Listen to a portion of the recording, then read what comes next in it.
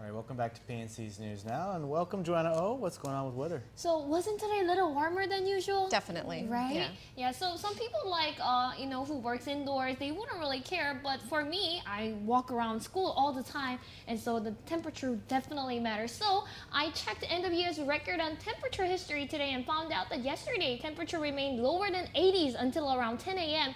But today around 10 a.m. the temperature was hitting 83 degrees already, so it was definitely a warmer day. However, winds are still blowing pretty hard that NWS had to extend advisories expiration time. High surf and small craft advisories are still in effect until 6 p.m. tomorrow, so please avoid going into exposed reefs or beaches. Keep in mind that the weekend we might be seeing showers and quite strong winds once again, but this time it's not because of a shoreline, but because of a tropical disturbance near the Marshall Islands. Let's go take a look at weather. Because of the disturbance that I was just talking about, we're looking at mostly cloudy with isolated showers on Saturday. But until the disturbance comes around, expect partly cloudy with isolated showers for tonight and tomorrow. Partly cloudy also means partly sunny, so you may enjoy your warm, sunny Friday. Winds are blowing eastward with speed of 10 to 15 now, but this direction will eventually change to northeast with speed of up to 20 miles on Saturday. Temperature-wise, highs will remain 86, but lows will be around mid-70, which is lower than usual. This condition goes for both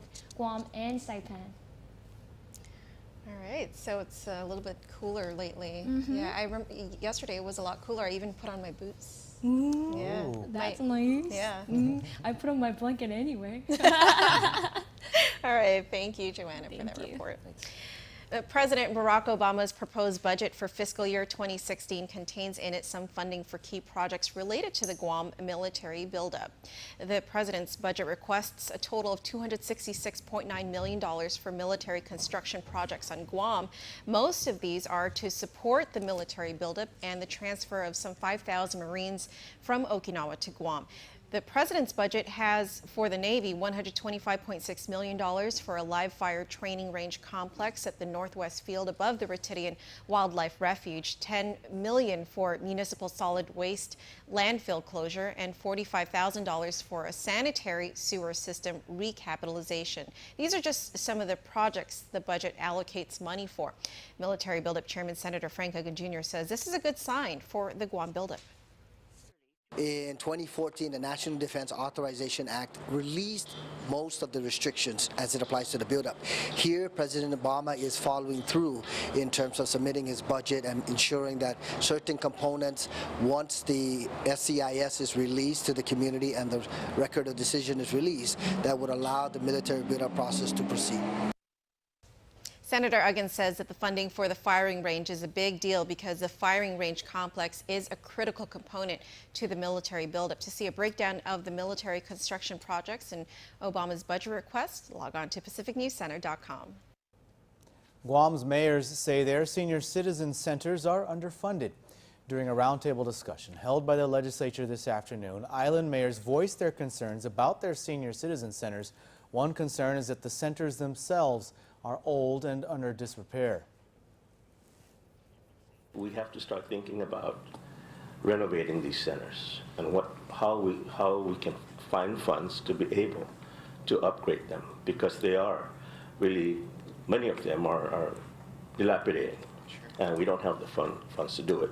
We're going to do what we can internally as mayors to try to, make ends meet to put up for our centers, because we don't want our seniors to stay home. We want them there and to enjoy themselves. My uncles are very concerned because they keep hearing a rumor that they're going to be kicked out of the center.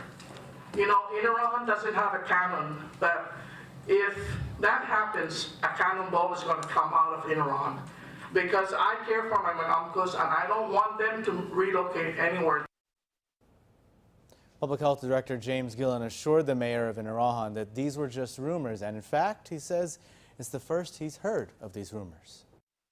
Guam distributors and retailers are all watching news from the West Coast as the International Longshore and Warehouse Union continues to negotiate a contract with the Pacific Maritime Association. Shipping has also slowed down as a result of the labor dispute, and the number of ships docked in West Coast harbors continues to grow. The union contract expired on July 1st, and tensions have been rising since then. Hawaii Shippers Council President Mike Hansen believes the dispute could lead to a lockout in the next 5 to 10 days. Triple J five-star General Manager Jim Herbert said there is no problem so far. PNC will continue to watch the situation in the states as a lockout could have a dramatic effect on shipments to the island. All right, well, stay tuned. Blake Watson is up next after the break with sports.